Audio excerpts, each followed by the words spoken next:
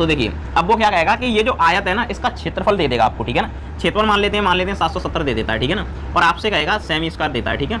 आपसे कहेगा एक वजह इसकी पता नहीं है, ये वाली पता नहीं है, इसकी लंबाई उसने दे दी है, ठीक है। मान लेते हैं ये वाली उसने 11 सेमी दे दी है, ये वाली लंबाई, ये वाली नहीं दी है तो हम इसको x मान लेते हैं, यहाँ पर चौड़ाई को चौड़ाई रहने देते। तो देखिए अब मेरी बात आपको यहाँ से समझनी होगी, उसने आयत का क्षेत्रफल दिया है तो हम क्षेत्रफल के बराबर ही फॉर्मूला लगाएंगे, ठीक है। तो आयत का क्षेत्रफल दिया है, क्षेत्रफल को एरिया बोलते हैं, तो एरिया कितना दिया है 770 सेमी स्क्वायर, ठीक है। हालांकि इससे कोई फर्क नहीं पड़ता है, ठीक है ना।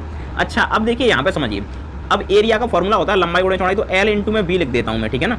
L इंटू B और बराबर कितना हो जाएगा 770 सेमी स्क्वायर। अब देखिए इसको मैं लंबाई मान लूँ तो लंबाई मुझको 11 सेमी दी गई है, इंटू में चौड़ाई मुझको नहीं दी गई है, तो मैंने x मानी है तो x ही मान लेता हूँ, ठीक है ना, इसको x। तो ये कितना हो जाएगा 770 सेमी स्क्वायर, ठीक है। देखिए ये सेमी में अभी लगा के चल रहा हूँ, आगे से नहीं चलूँगा, ठीक है। अब ये बट्टे में चला जाएगा, गुणा का आपको भी पता है, तो x की वैल्यू आ जाएगी 770 सेमी स्क्वायर बट्टे में कितना 11 से आप काटेंगे तो x बराबर 11 7 77 1 0। और देखिए ये सेमी में है ना, तो सेमी से इसका स्क्वायर एक घात कट जाएगा तो सेमी में आएगी, तो अगली वजह कितनी हो जाएगी 70 सेमी, ठीक है ना। ये वाली 11 होगी तो ये वाली 70 होगी, ठीक है ना। तो इसी बेस पे आपसे क्वेश्चन पूछेगा। अच्छा और भी आपसे देखिए क्षेत्रफल में ऐसे आपको क्षेत्रफल दे दे, एक लंबाई दे दे, एक चौड़ाई, तब भी पूछ सकता है, ठीक है ना।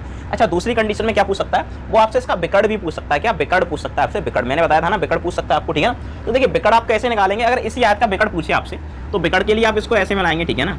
अब आपसे ये पूछ रहा है AC, तो देखिए आप क्या करेंगे AC स्क्वायर बराबर, ठीक है, बिकड़ का फॉर्मूला क्या होता है, आप ये समकोण त्रिभुज बन रहा है ना, तो इस भुजा का वर्ग करेंगे तो ये वाली भुजा कितनी है x, तो ये वाली x, ठीक है। तो यहाँ पे ये वाली भुजा कौन सी है AD, तो AD का स्क्वायर प्लस पाइथागोरस प्रमेय DC, ये आधार का स्क्वायर करेंगे तो 11, तो DC कर देता हूँ फिलहाल मैं DC का स्क्वायर। अब देखिए AD यानी x है, देखो BC है वही AD होगी, तो ये भी x होगी, और x हमने 70 निकाली है तो ये भी 70, तो यहाँ पे करेंगे 70 का स्क्वायर और प्लस DC कितनी है, देखिए यहाँ पर DC 11 है तो 11 का स्क्वायर,